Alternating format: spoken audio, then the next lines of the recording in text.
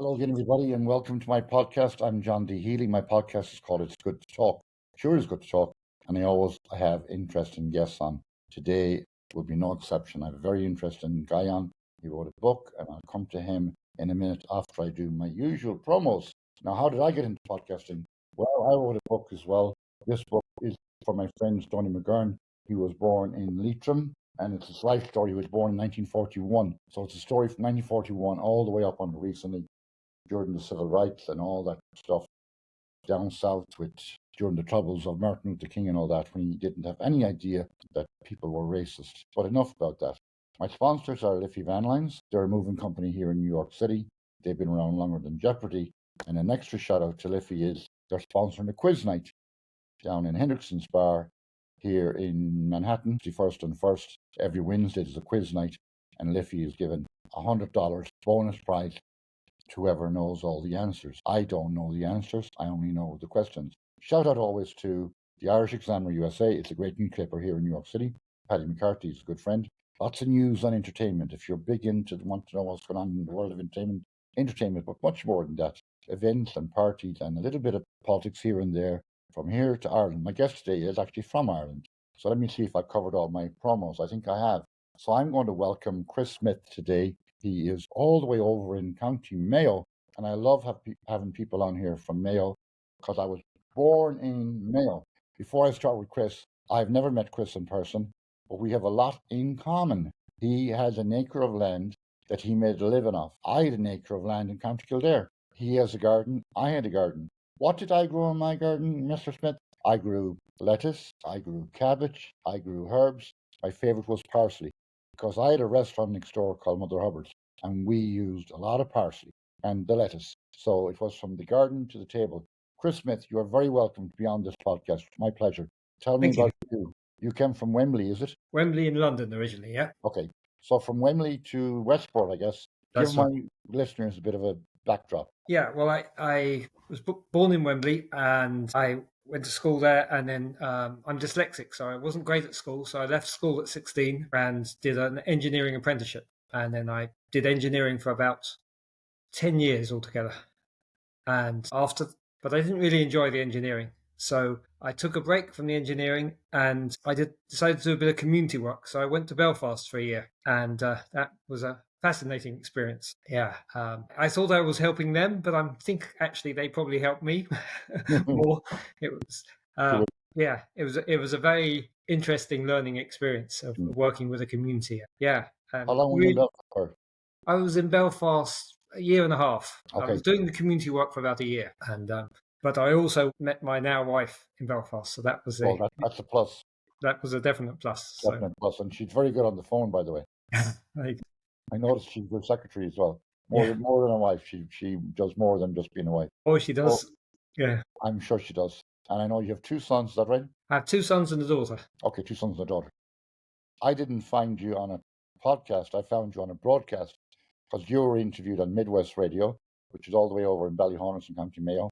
That's right. And nephew is a sports journalist on Midwest Radio. That's how I got him to find you, to help me locate you. And you were interviewed by Tommy Marn, who was a very good broadcaster and very good interviewer. He is. Tommy, yes, indeed he is. And it was a very good broadcast. And he was very fair with everything. So before we get to the gardening, let's talk a bit about, you said dyslexic. I mean, I have a little bit of that myself. I think I have a little bit of everything. But how did you diagnose, or how were you diagnosed for being dyslexic? I actually have never been officially diagnosed, but my 2 sons and my daughter have been diagnosed. Okay. So, and then in their diagnosis, I recognized that I had the same thing, because I have trouble reading and can't spell. I get things a little bit muddled up. But well, I think, I don't know how much dyslexic I am, but I think one side of your brain works way more efficient than the other. So if you're not good at, I wasn't good at mathematics. I hated algebra. I hated calculus. So in school, Rossport Clutch, come on. And ironically enough, I was good at economics. I was good at statistics. But calculus and algebra, oh my God, I couldn't figure those out at all. It was like trying to learn Chinese. And I only know 2 words in Chinese. And that's how to order a Chinese takeaway, apart from ni hao. So did you find advantages or disadvantages, or did you say Now I know what's wrong with me. Did you just wake up and say, "Oh, I'm dyslexic"? Yeah, it was nice to know. But the thing with being a dyslexic is you learn other Yes, coping techniques. yes. So, like, I don't remember things very well. So anywhere I go, I always have a pen and pencil. So I Okay, write everything down, which okay. means I actually remember things better than most people because I have it all written down. I'm sure you do. And the other thing about being dyslexic, you don't know how to tell a lie because you forget the lie you told. Yeah. There's a lot of those people in America, believe me, they tell a lie a minute ago and they forget they told a lie. And but they get places, get to high places. Yes. And they're huge. They're huge in America, the dyslexic, I think. So now we'll move on from dyslexia to what do your sons do, by the way? If The eldest son kept and your daughter, yeah. and the daughter. Yeah, he's a photographer, so he would um, do drone work and underwater work, Oh, very good. and he's done a few things for RTE here. Oh, excellent. So he's freelance, but yeah, That's good. he's quite good. And That's then good. the other son used to be a professional surfer, and Okay, now he's a farmer like myself. But very good. he has 46 acres and cattle and 500 chickens as well. So That's all and good. so the whole he's doing what I did, but with knobs on. On a bigger scale, yeah. Yeah. Good for him. Well, I wish them both well. And your daughter is My daughter's she lives locally and she's sort of the normal one of the family, so she would be working as a support to industry, like building industry okay. and things like that. But Okay, good. she's very good and capable of that. That's good. And you're in a good area. You're close to Westport, obviously. Yeah, we're just 4 miles from Westport. Very good. And you're close to Mulranny, I assume. Yeah, not far from Morani. Yeah. I have good friends in Mulranny. I'm going to shout out to Dr. Crowley there. Oh Great, good yes. friend, very good friend, and he did a lot of good work as well. I helped him become Mailman of the Year back in the day, and he well deserved it too. He has a health place there for people that get elderly and old, and it's like a step by step, like it's like assisted living. But then as you get older and older, you move further on the line, and the care is just absolutely. It's a model for places in Europe when it comes to nursing homes. So that's a shout out to Jerry and his good wife. Now let's get right to your book and the gardening. Very good. What motivated you to write the book? I mean, this book is brilliant. Just something I always wanted to do, and I particularly wanted to do it for my grandchildren. So I have 4 grandchildren, Okay, good. and I just thought it'd be nice to leave something for them. Yeah, and also I've been doing this social farming, and it was an opportunity to promote the social farming and to raise some money for the charity I've worked with social farming. So that's Western Care, which is Okay, works with very good. people with disabilities. I know lots of people that have done fundraising for Western Care, and including Midwest Radio actually, and they were here in New York promoting a concert event, what they call Beat on the Beat, and all the money went to Western Care Group. So that's important. Now, this book is more than a book. This book is better than the Bible because it has not alone does it explain gardening, it is like a tutorial of gardening. So if anyone listening they're new to gardening, this is the Bible of gardening because it tells you what you should grow and when you should grow it, the seasons you should grow it, and then at the end, just like my restaurant, Mother Hubbard's, how to bring it from the garden to the table. So let's talk about some of the things you grow in your garden. Yeah, I grow a lot of salad crops. So I grow tomatoes and cucumbers. I have these big. I used to have 4 big tunnels. Okay. I've only 3 now. My Okay. son pinched one. Yeah. So yeah, tomatoes would be one of my big cash crops, but lettuce would be another thing I grow a lot of. And then outside, I'd grow onions and leeks and what else? Courgettes, peas and beans, French beans, Very good. munch 2 peas. And what a lot of people might know is there are so many varieties of everything. Like people just think an onion is an onion, but there are so many varieties of onions. I was one time in a gardening competition. I never came first. Thought the judges were cheating on me. I always came third. But onions were good because my parents had a bar and the garden was at the back. So I'd always like water the onions with the slops from the Guinness and the beer taps. All right. The onions loved to be watered by Guinness, and then they grew bigger and bigger. It just goes to show you that Guinness is good for you, okay? Obviously. So onions was a big one, and in Mother Hubbard's parsley was a big one. Did you grow green lettuce or iceberg lettuce? It was green lettuce, yeah. Green I lettuce, grow yeah. the frilly lettuce, the more interesting lettuce. It is more interesting. And the advantage of the frilly lettuce, you can't see the damage the slugs does as much. I'm glad you brought up the slugs. I'm going to come to the slugs now in a minute. Jimmy will sing a song, he'll sing a song for us later. But how did you solve the slugs problem? Snails, obviously, Yeah, I believe everything in the ecosystem has a purpose and a reason. But when the snails are eating your lettuce, that's a pain in the ass. it definitely is. Yeah, yeah. Yeah, I mean, the purpose in life is to eat dying, rotting vegetation. Okay. So the trick is not to have dying, rotting vegetation around. So the cleaner Okay. you keep your garden, the less slugs you have. And then the other trick for me is early in the spring when they're at when you've got young seedlings in and they're doing a lot of damage. I will go out at night with a torch and slug hunt. What's that called? Slug hunt. Just go around and pick What's them that up called? Okay. with a torch, and then I'd throw them into the river. And I got so used to throwing them into the river that trout used to come. We have little brown trout in our That's river, good. and the slugs would be stuck to the bottom of the bucket, so I'd have to bang the bucket, and then Yeah, the trout would come for feeding time. it's excellent. So we Well, had, in a strange way, the trout in the river, when they hear the banging of the bucket, I could give many examples of that, but I won't go there because it might be a bit derogative in terms of I've been all over the world. The banging of the bucket means something's happening. So the trout hear you and they know it's feeding time. that's it. And the slugs hop out, well, they fall out, and they're devoured by the trout. So that's feeding time for the trout. Now, any other good tips you had for getting? I'm not a big fan of pesticides, but No, right. I don't want it to go into the food chain. So how else could you get rid of slugs in a very natural way? Well, one method I tried was I got some ducks, Okay. and the ducks were very effective at eating the slugs. But the thing was, they were even more effective at eating my cabbage and my lettuces. Oh God, I grew up on a farm with ducks too. They're interesting species because you let them out in the morning, they go downstream, they do what they do, and then they come back in the evening at precisely the time they should be going to bed. So they're efficient that way, but they're very clever. So I could imagine them eating the slugs, and I could imagine them eating your lettuce and other stuff too. And any other tricks? You had ducks, had you hens?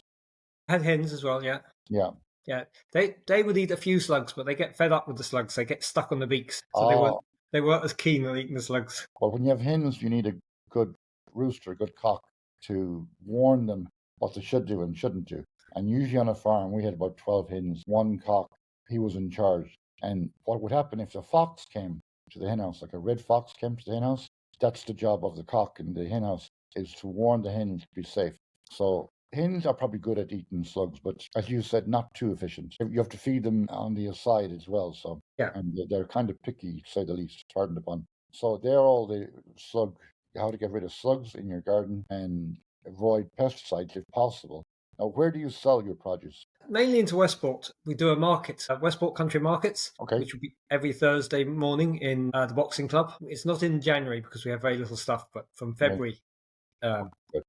And then, but over the years, I've been selling it. I'm sort of nearly retired now, so I'm not doing as much. But we used to sell to hotels, restaurants all around Westport. And That's always good, yeah. sorry, Hotels and restaurants are always good because they love the aspect of from the garden to the table. yeah. You know, And yeah, and we specialised in herbs, a bit like yourself with the parsley. And we had a distributor who would take them around some of the posh hotels all around Connemara, places absolutely. like that. So Yeah. we did big catering packs of herbs. Well, give me a break here for a second. Jimmy, can you sing a song for Chris Smith and myself and the listeners? Jimmy's only 13. I don't think he wants to be a gardener. But you're good at gardening. Jimmy's good at singing. I'm good at talking. So Jimmy's going to sing a song. I'll come right back to you. Great. Oh, the little boats are gone from the breast of Anna-Liffey. The ferrymen are stranded on the quay. Sure, the Dublin docks are dying and the way of life is gone. And Molly, it was part of you and me. O'er the strawberry bed, sweep down to the Liffey. You kissed away the worries from my brow.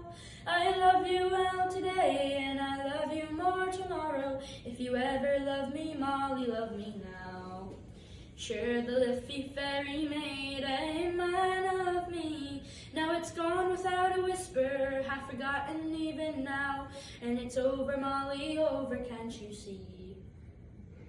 Where the strawberry bed, sweep down to the Liffey. You kissed away the worries from my brow. I love you well today, and I love you more tomorrow. If you ever love me, Molly, love me now. Now I'll tend the garden too, and I'll spend my days in talking. Hear them whisper, Charlie's on the dole.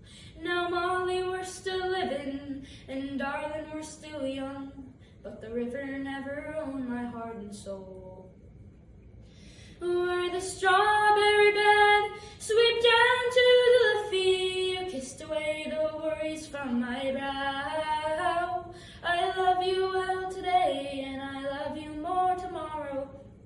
If you ever love me, Molly, love me now.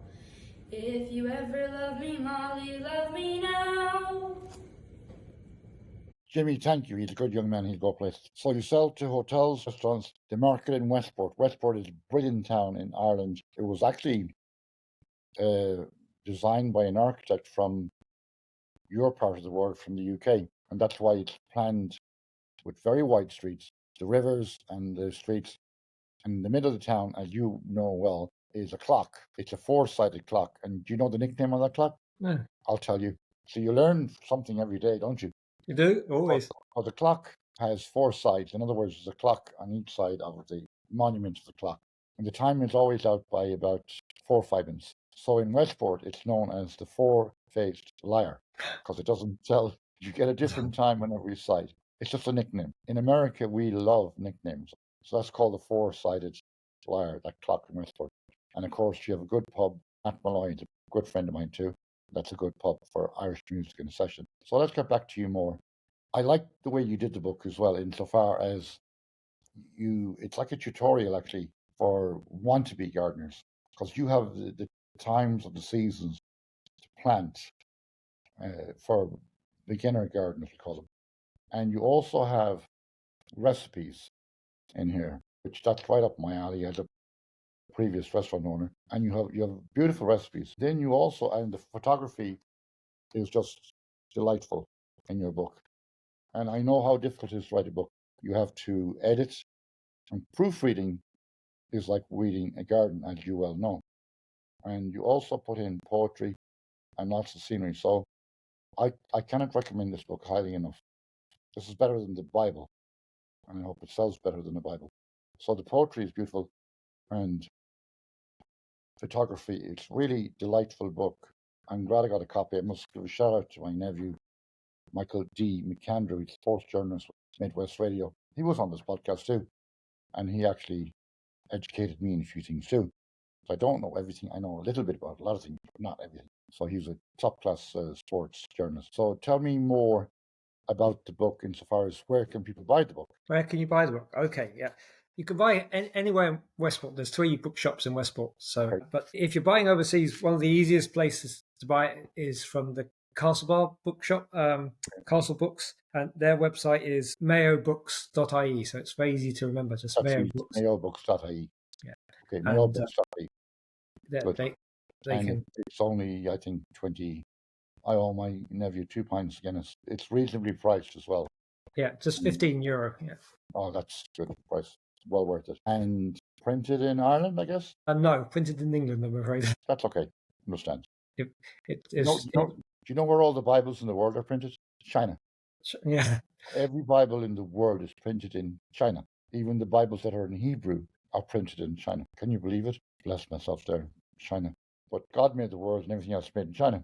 If you had a favorite of all the vegetables and herbs in your book, what's your favorite one that maybe it's easy to grow, maybe it's easy to sell? Yeah, probably the cherry tomato, because it's easy to pick. Beans are very hard to pick and find, whereas the cherry tomato is easy to see, and the cherry tomato is much better than the big tomatoes because the big tomatoes get very heavy. Okay. Yeah. So the cherry tomato and it's very popular. That makes sense. That's 2 good reasons. And you can't beat an organic cherry tomato in flavour. It's just you can taste flavor. Yeah, people get very. My friend Tony King is on the podcast. He listens to the podcast, as does Jack Ryan, as does Marcus Hannick, as does Courtney Rowe. And I have information for them in a minute because they always listen. Tony actually used to grow tomatoes in New Jersey, and he's the previous owner of Finnegan's Wake. And those tomatoes, you could taste the difference in an organic food on the table. You can just taste it. Yeah. And what would be your second one then? So what would be my second best thing? I like Munch 2 peas because they come early in the season. Okay. And it's good to have something something early, and they're relatively easy. One more question. Do you grow potatoes? No, well, sometimes I grow a few for myself, but Yeah. they take up too much space. So when Yeah. you're trying to make a living out of an acre, it's not Yeah. viable. That's very true. Like down in the west coast of Mayo, where I was born in Des in the early spring, like the early potatoes, as they were called, early potatoes Yeah. were extremely good. Like again, so many varieties like Kerpings were very popular, and then it was also spring lamb time and salmon time in the river. So those early potatoes with fresh salmon from the river Yeah. was delightful. And of course, if you are lucky enough to have spring salmon, also delightful on your table. I'm making my listeners hungry now. Yeah. So let me see what else. So the book is, you told me where you can buy the book. It's well produced, and you could open any page and pick a topic, and that I think is a credit to you, and you should be well proud of yourself for the production of this book. Indeed, Well, it would have been my son that did the layout of the book. then he also deserves, because like it makes like the crop rotation for my listeners that don't know what crop rotation is, because I did study a bit of science, and that's like using the land every season to benefit from the nutrients in the soil. So one year you would, maybe a farmer with lots of land, not unlike you and myself, would grow corn, maybe next year oat, and then potatoes, because the land has different fertility. And as you said earlier, I think like sides, the drop offs from each season, like if it's potato, the stalks fall to the ground and they go back in as nutrition for the next season, and so on and so forth. So eco is very, very interesting indeed. I do actually grow potatoes because I teach in Mayor Abbey, and Okay. they love their spuds there. So we would grow potatoes there, and you'd grow potatoes one year, and the following year you'd grow carrots because you'd feed the ground really well for the potatoes, Yes. and then there'll be enough energy for the carrots the next year. And also the potatoes clean the ground really well. Yes. Well, you clean the ground when you're digging them, but you have very nice clean ground after spuds. So that is crop rotation, and carrots like the depth, because if the soil is shallow, they cannot grow deep enough in. Yeah. So I mean, I learned that too from my gardening experience, that carrots need a good depth of soil to be able to grow downwards, and then of course your gardening experience will be better. I think parsnips are maybe a little bit tougher than carrots. Do you think so? a little bit, yeah. Yeah, but not impossible. No. Yeah, and then They're slow. they are slower, but they're important in a stew as well. Oh, they Speaking of are. stew, I'm going to give a shout out to Irish Stew, which is another podcasters here in New York. That's Martin Nutty and John Lee, and they do a podcast called Irish Stew, and they love Irish and Irish American stuff. It's slightly different to my podcast, but equally as good, if I may give them a shout out. And of course, I did want to give a shout out today to Jack Ryan, Tony King, and Courtney Rowe. My glasses on, because they like when I interview people like yourself, Chris, but they like tippets. So today, the rate of inflation in America is 2.7%. That's really good. And the price of oil is less than 80, down to 78. And the unemployment rate is only 4.1%. So the US economy is in really, really good state coming into the new year. US economy is the best it ever was in January, and we hope it remains like that. Now, have you anything else to add to your story? You're teaching in Mayor Abbey, yeah. There's a just outside Claremorris near Bow.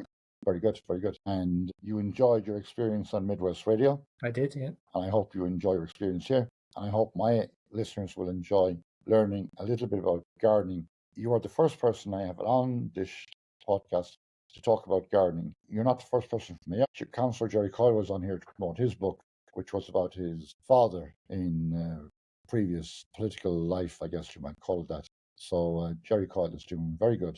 And he's a great Mayo person like yourself, obviously, in different genres up there near Belmullet, and doing good work for his constituents. And I mentioned Jerry Crowley, of course, and lots of good people in Mayo. It's a fond place for me, and I'll be back hopefully next summer, and I will visit you, Chris, in Westport, so we can meet in person.